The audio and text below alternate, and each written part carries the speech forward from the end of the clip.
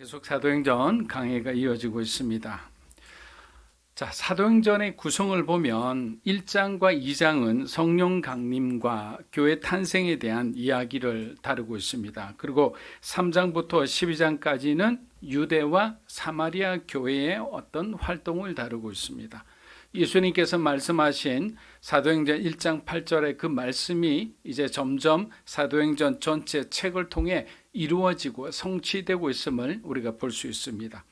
그리고 13장부터 28장까지는 바로 땅끝에 대한 내용입니다.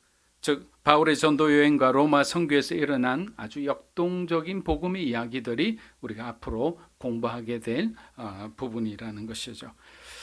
그런데 13장부터는 지금까지와는 달리 완전히 새로운 무대가 펼쳐지게 됩니다. 이 무대에 오른 주인공은 바로 바울과 전도팀입니다. 그리고 이방인들이죠. 더 이상 예루살렘 교회와 베드로의 이름이 13장부터는 등장하지 않습니다. 자, 이 말은 어떤 의미를 갖고 있느냐? 1장부터 12장까지는 예루살렘 교회를 중심으로 한 유대인 전도를 다루었다면 바로 우리가 공부하는 13장부터는 안디옥 교회를 중심으로 한 본격적인 이방 전도의 이야기가 펼쳐진다라고 그렇게 이해를 하고 이제 우리가 공부를 하면 좋을 것 같습니다. 사도행전 13장 13절에서 14절입니다. 바울과 및 동행하는 사람들이 바보에서 배 타고 밤빌리아에 있는 버가에 이르니 요한은 그들에게서 떠나 예루살렘으로 돌아가고 그들은 버가에서 더 나아가 비시디아 안디옥에 이르러 안식일에 회당에 들어가 앉으니라. 자, 이제 섬을 떠나서 이제 육지로 올라갔습니다.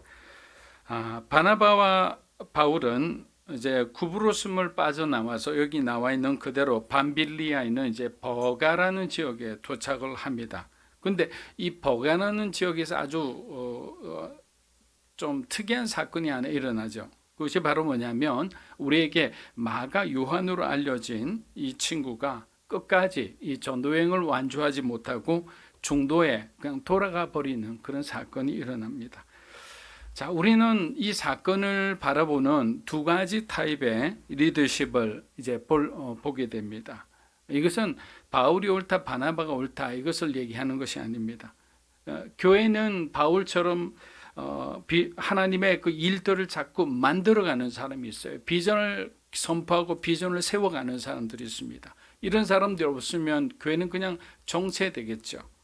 반면 선봉에선 바울과 같은 사람을 뒤에서 조용히 조력하는 사람들이 있습니다. 근데 이 사람들은 무대에서라면 정말 끔찍이도 싫어합니다. 그냥 보이지 않는 곳에서 조금 뒤처진 사람들을 위로하고 격려하며 함께 지도자가 선포하는 비전에 동참할 수 있도록 돕는 자의 역할을 하는 것입니다.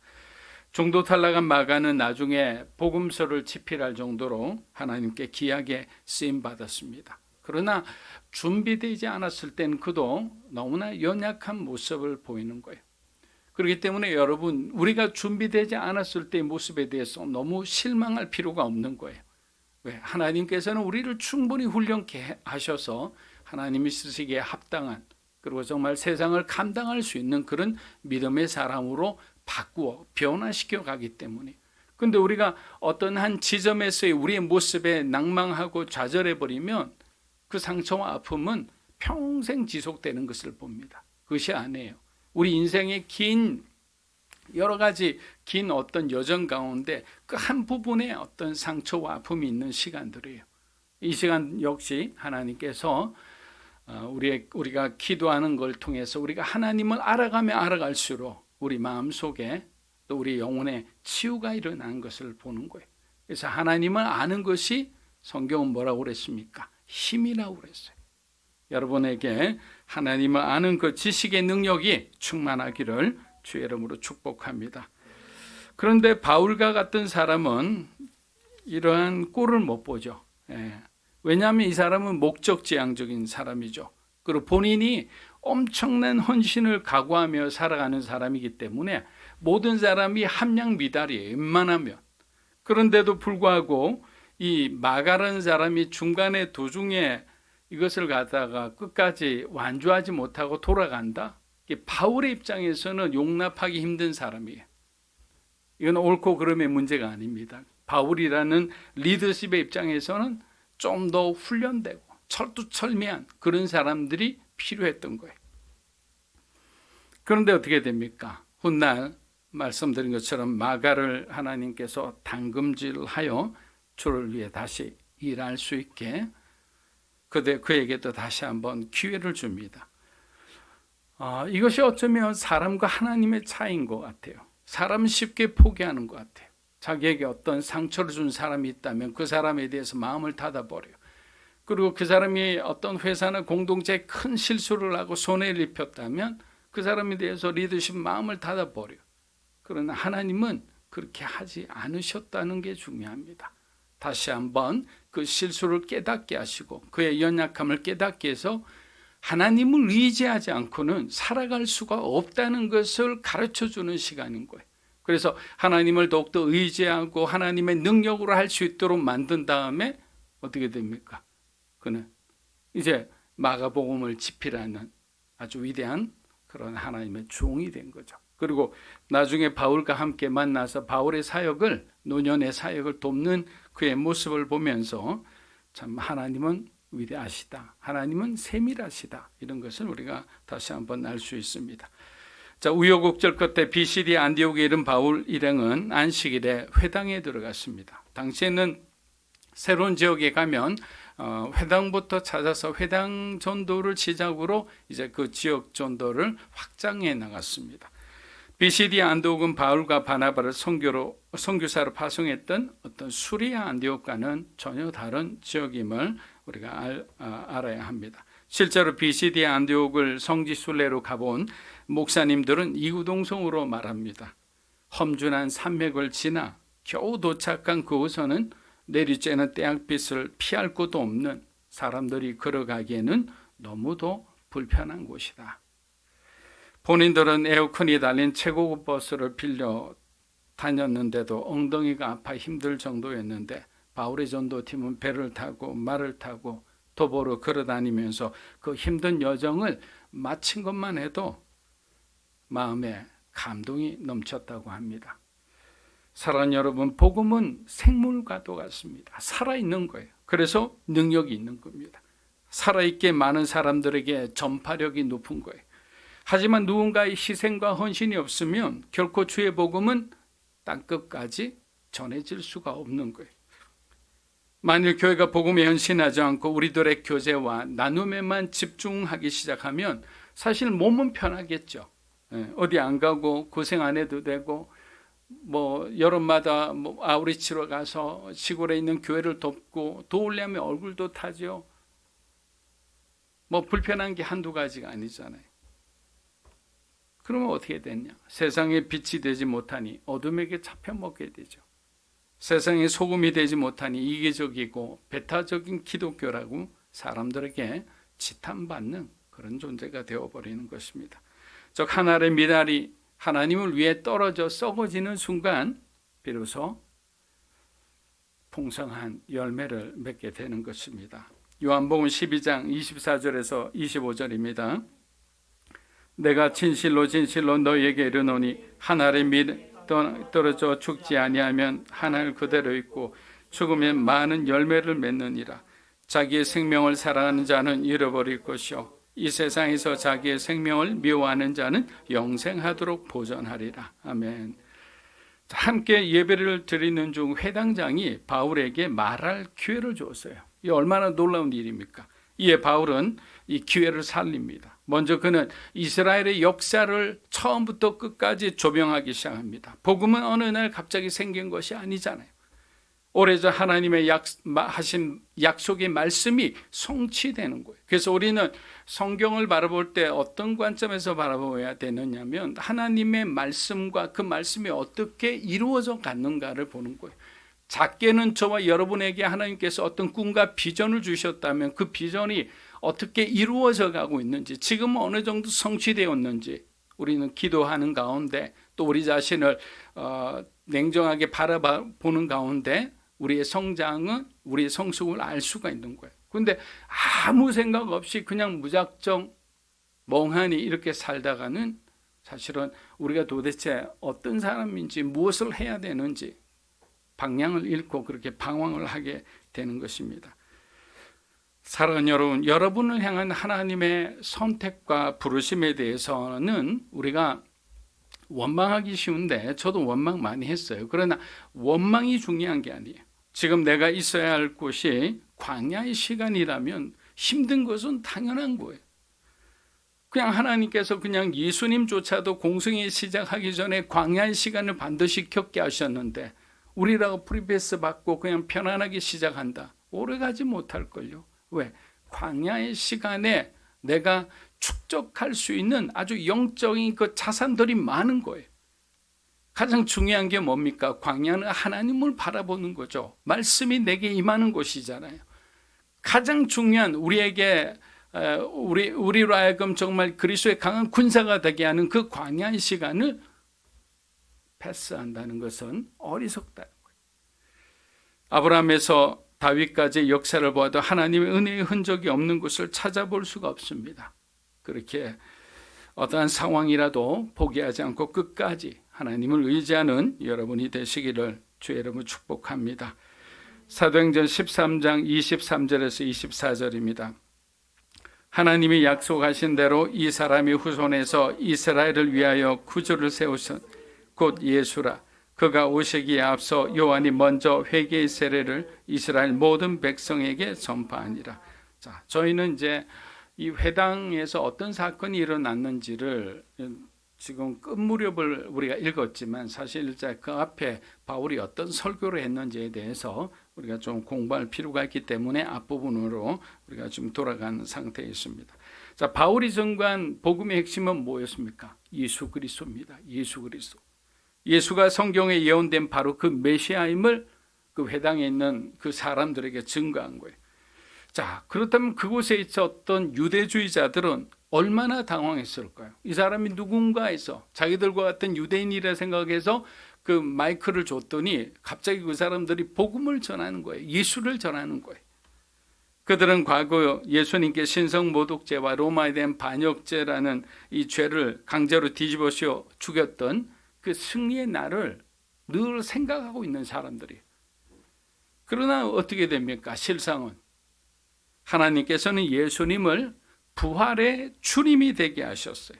이스라엘은 그리스도를 죽였지만 하나님은 예수를 다시 살리신 거예요. 하나님의 아들이 어떻게 됩니까? 승리하신 거잖아요. 하나님의 교회와 성도가 승리한 거예요. 믿으십니까?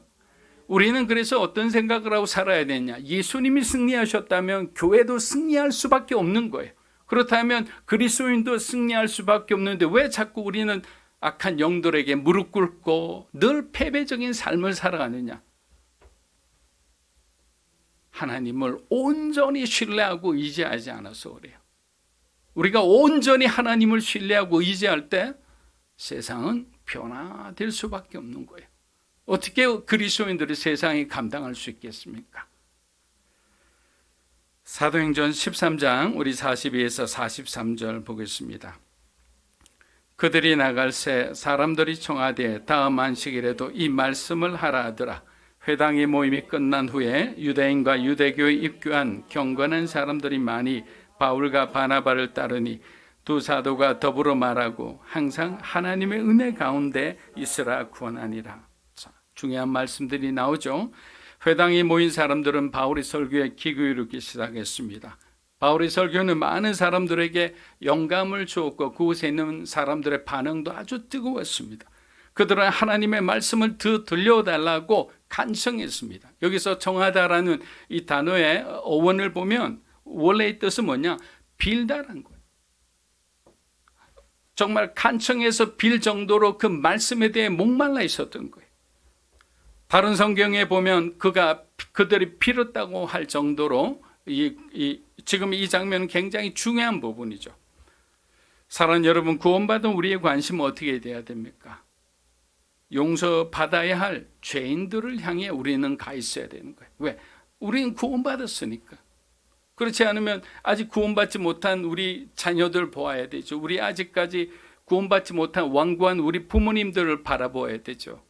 오랫동안 정말 40년, 50년 동안 함께 정말 오랫동안 친하게 지냈던 여러분의 가까운 친구들, 그 사람들 바라봐야 되지 않겠어요? 그리스도 안에서 용서받은 사람들에게는 진정한 구원의 의미를 깨닫게 해줘야 될 겁니다. 그들이 누구를 위해 무엇을 하며 어떻게 살아야 하는지를 가르쳐주는 그 사명이 바로 교회에게 주어진 거예요. 그리고 바로 저와 여러분에게 주어진 겁니다. 또한 한편으로는 아직도 용서받지 못한 죄인들에게는 하나님의 심판의 엄미함과 반면에 또 하나님의 무한하신 사랑에 대해서도 우리가 가르쳐 줘야 되는 거예요. 그러나 이 모든 일을 하는 데 있어서 우리는 성령을 의지할 수밖에 없습니다. 그렇지 않으면 우리의 힘으로는 한계가 있는 거예요. 그래서 사도행전은 다른 말로 하면 어떻게 말합니까? 성령의 행전이다, 이런 말을 하는 거예요. 여러분의 지나온 그 발걸음, 지난 좌치 가운데 어떤 분이 가장 많은 역할을 했을까요? 당연히 성령 하나님이죠. 성령의 역사가 없이는 결코 인간은 변하지 않기 때문입니다. 바울과 바나바가 말씀을 전한 후 유대인과 이방인들에게 권면한 말은 뭐라고 되어 있습니까? 하나님의 은혜 가운데 있어라라는 겁니다. 여러분 한번 따라해 보십시오. 하나님의 은혜 가운데 있으십시오. 하나님의 은혜 가운데. 우리는 잘 알고 있어요. 하나님께서 복을 주시지 않으면 그 어떤 일도 성공할 수 없다는 것을. 그렇게 모든 삶의 성패는 우리가 얼마나 하나님의 은혜 가운데 머물러 있을 수 있느냐 없느냐입니다. 조금만 성공하면 그냥 교만해져서 그 은혜를 박차고 세상을 향해 나아가는 사람들도 있죠. 그러나 진정한 승리자는 주님의 은혜 가운데 겸손히 머무는 자라는 것입니다. 사도행전 13장 44절에서 45절입니다. 그 다음 안식일에는 온 시민이 거의 다 하나님의 말씀을 듣고자 하여 모이니 유대인들이 그 무리를 보고 시기가 가득하여 바울이 말한 것을 반박하고 비방하거늘. 자, 이것도 보면 굉장히 코믹한 부분이 좀 있죠. 복음을 향한 누가의 열정이 악이 없는 그런 어떤 과장으로 나타나고 있죠. 여러분 생각해 보시오. 비시디아 안디옥이 아주 작은 소도시도 아니고 그곳에 있는 모든 시민이 단 한 명도 빠지지 않고 다 바울과 바나바의 설교를 들으러 올 수 있겠습니까? 짧은 한 주 사이에 홍보가 많이 되어서 많은 사람이 몰려온 것만은 사실인 듯합니다. 여러분 1974년 김준곤 목사님을 중심으로 한국 대학생 선교회가 주관한 엑스포 74 대회 때 한국에 온 그 국제본부의 모든 관계자들이 아주 놀랄 수밖에 없는 일들을 그들이 목격했습니다. 여의도 광장의 그 뜨거운 태양볕에 불구하고 갑자기 비가 내리는 악천후 가운데도 158만 명이나 되는 그 한국 성도들이 꿈쩍도 하지 않고 찬송을 하고 기도를 하고 집회에 참석했기 때문입니다. 그만큼 한국도 가난했고 그만큼 한국도 영적으로 목말라 있었던 거예요. 밤 10시부터 새벽 4시까지는 철야기도가 이어졌는데 그때 참석한 일본 생명의 말씀사 이 사장인 타쿠지로라는 분이 제가 일본 사역을 할 때 그렇게 자랑을 하며 제게 얘기해 줬어요. 홍부조, 내가 그 당시 그곳에 있었다고. 그리고 한마디 더 했습니다. 내 인생의 터닝 포인트는 바로 엑스플로 74 집회였다고. 어떤 사람은 수련회 가서 성령을 체험하고 예수님을 영접하고 주님을 위해 살기로 헌신하는 사람도 있습니다. 어떤 사람은 아우리치 가서 그렇게 하는 사람도 있습니다. 어떤 사람은 예배 가운데 자기의 평생을 이끌고 가는 의지하는 그 생명의 말씀, 레마의 말씀을 받기도 합니다. 하나님은 다양하게 그 사람의 어떤 성품과 그 사람의 기질에 맞게끔 인도하시죠. 그렇기 때문에 우리에게 은혜를 주는 그 자리에는 여러분 어떤 시간이라도 여러분의 삶의 우선순위로 둬야 되는 거예요. 쓸데없이 그냥 늘 만나는 우리의 어떤 감정이 소비되고 우리의 어떤 물질이 소비되고 어떤 아무것도 남지도 않는, 하나님 이야기 하나도 없는, 그런데 우리의 시간이 너무나 많이 소비되면 우리도 영적으로 지칠 수밖에 없는 거예요. 그러나 은혜의 자리, 새벽 기도, 여러분 또 예배, 또 성경 공부, 또 아우리치, 봉사와 섬김의 자리, 이곳에 여러분들이 사랑하고 그것을 여러분의 시간과 일정의 우선순위로 두는 순간부터 우리의 삶이 어떻게 변화되는지 한번 여러분 도전해 보시기 바랍니다. 하나님께서 여러분을 어떻게 사랑하시는지 여러분이 한번 기대해 보시기를 바랍니다. 그런데 45절을 보니까 또 유대인들이 시기가 가득하여 바울의 말을 반박하고 비방하면서 이 분위기를 바꾸어 보려는 그런 의도가 봅니다. 여러분, 여기서 비방은 인격적인 모독과 어떤 조롱 이런 뜻도 있지만 신성 모독적인 그런 의미도 있습니다. 즉 유대인들은 과거 예수님에게 신성 모독의 프레임으로 공격한 것처럼 바울과 바나바에게 뭐라고 특보 씌웠느냐면 이들은 하나님을 대적하는 자다, 야훼를 대적하는 사람들이다, 이런 프레임으로 공격했던 거예요. 여러분, 질투는 성공한 사람들끼리도 느낄 수 있는 아주 부정적인 감정이죠. 빌리 그레이엄 목사님이 목회적으로 아주 전도자로 성공했을 때 수많은 목회자들이 질투를 느꼈다는 그런 기사를 본 적이 있습니다. 그들도 유명한 신학교의 학장이요 대형교회 목회자임에도 대중적으로 더 자신보다 알려진 그 빌리 그레이엄 목사님에 대해서 질투의 마음을 느꼈다는 거예요. 당시 얘기한 것도 아니고 30년 40년 지나가서 그때 이제 그런 얘기를 하며 대담한 그런 내용들이었습니다. 그럼 당연히 어떻게 됩니까? 내가 질투를 느끼는 사람이 있으면 그 사람에 대한 평가가 좋을까요, 나쁠까요? 박해지는 거예요. 그래서 우리는 이렇게 모든 사람이 만든 기록에 대해서는 100% 신뢰할 수가 없는 거예요.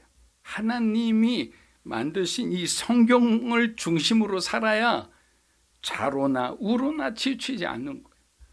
사람의 어떤 말을 따르게 되면 결국에는 그 사람의 컨디션에 따라서 우리는 이렇게 부침을 겪게 되는 거예요. 이거는 사단이 가장 좋아하는 거죠. 그런데 우리가 더 주의해야 할 것이 뭐냐? 시기심입니다, 여러분. 질투는 그 사람이 갖고 있는 거 나도 갖고 있어요. 근데 시기는 뭐냐? 그 사람이 가지고 있는 것을 내가 가지고 있지 않아요. 그래서 부러워하는 거죠. 그러다가 열등감을 느끼게 되고 그런 나의 어떤 환경과 상황이 상처가 되는 거예요. 아픔이 되는 거예요. 그렇게 돼서 누군가를 결국에는 공격하기까지 해요. 사울왕은 다윗에 대한 시기심에 사로잡혀 이유 없이 다윗을 죽이려고 했습니다. 그가 정신 차려 보면 다윗은 심성이 고운 자기 아들의 친구에 불과해요. 그런데 사울이 죽인 자는 천천히요, 다윗을 죽인 자는 만만히요라는 백성들의 노래소리를 듣는 순간 그는 몬스터가 되는 거예요. 괴물이 되어버린 거예요. 왜? 시기심에 불타올랐어. 다윗이 갖고 있는 그 순수한 영성, 아름다운 연주, 사람들이 그들을 바라보며 따르는 그 어떤 대중적인 인기, 어떤 영웅적인 모습, 이런 게 자기 안에는 없었던 거예요. 사도행전 13장 46절에서 49절입니다. 바울과 바나바가 담대히 말하여 이르되 하나님의 말씀을 마땅히 먼저 너희에게 전할 것이로되 너희가 그것을 버리고 영생을 얻기에 합당하지 않은 자로 차차하기로 우리가 이방인에게로 향하노라. 주께서 이같이 우리에게 명하시되 내가 너를 이방의 빛으로 삼아 너로 땅끝까지 구원하게 하리라 하셨느니라. 이방인들이 듣고 기뻐하여 하나님의 말씀을 찬송하며 영생을 주시기로 작정된 자는 다 믿더라. 주의 말씀이 그 지방에 두루 퍼지니라. 자, 바울과 바나바도 유대인들에게, 자기 민족에게 먼저 복음을 전하려 했지만 그들은 오히려 바울의 전도팀을 계속 방해만 하고 비방하였습니다. 아직 복음을 받아들일 준비가 되지 않았기 때문에 유대인과 이방인의 구원에 대해서 로마서 11장이 아주 잘 명확하게 적어놨어요. 그 로마서 11장 말씀처럼 이방인의 충만한 수가 들어오기까지 이스라엘의 들어는 우둔하게 된 거예요. 자, 이 말씀은 하나님이 이스라엘을 버렸다는 것이 아니라 그들의 교만의 벌로서 순서를 바꾸어 이방인의 사도로 세운 바울을 통해 복음이 이방인들을 향해 먼저 향하게 한 거예요.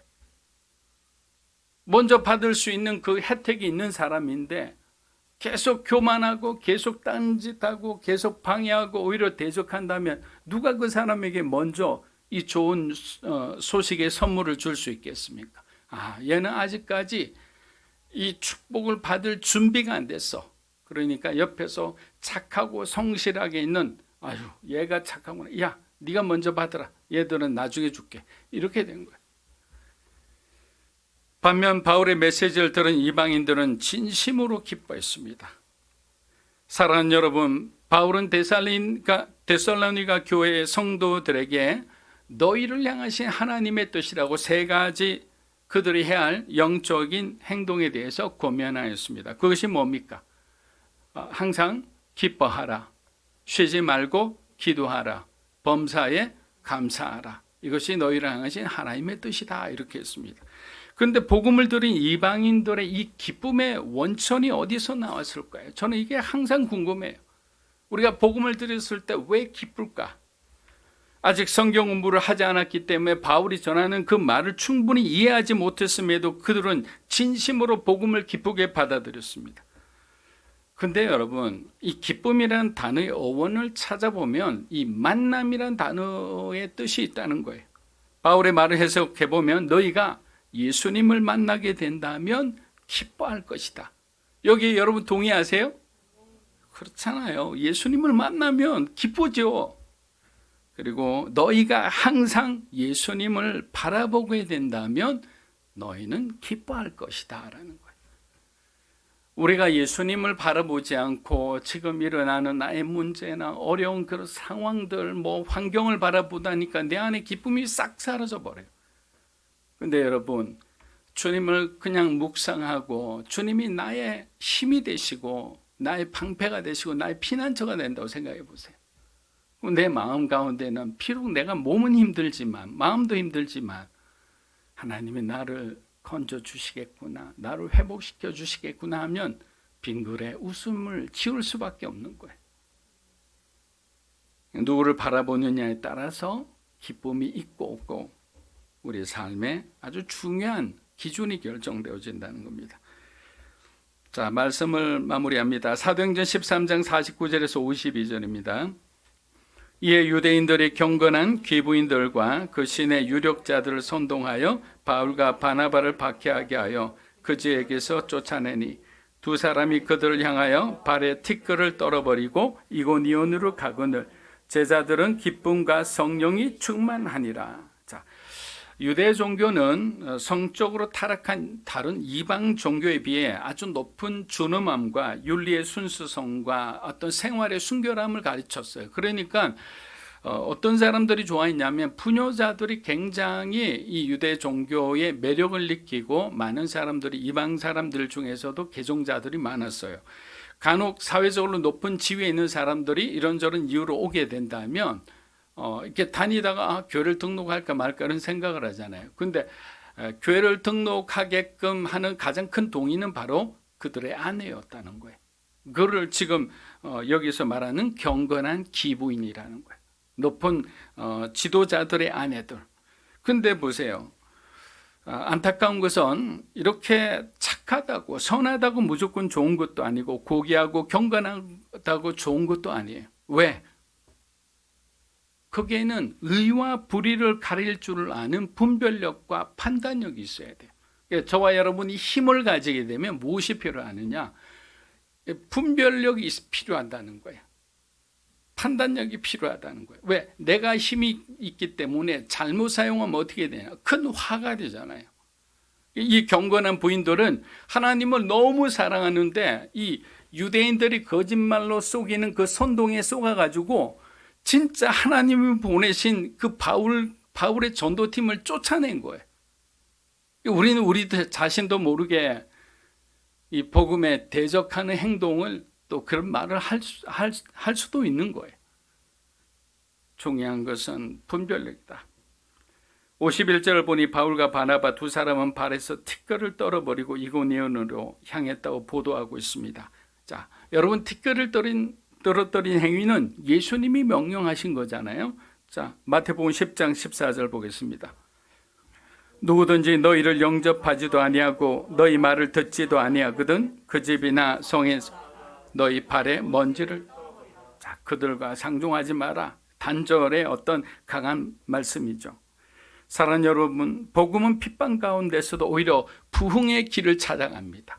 우리가 성령 충만하다면 우리가 지금 어렵고 힘들어도 우리는 하나님 주시는 그 부흥의 길을 찾아가게 되어 있어요. 왜? 성령 충만하니까. 하나님의 인도하심을 받고 있으니까. 그런데 하나님의 인도하심을 받고 있지 않고 자기의 지식과 그 능력에 의지하는 사람은 부흥의 길이 아니에요. 세상의 길을 가게 되어 있는 거예요.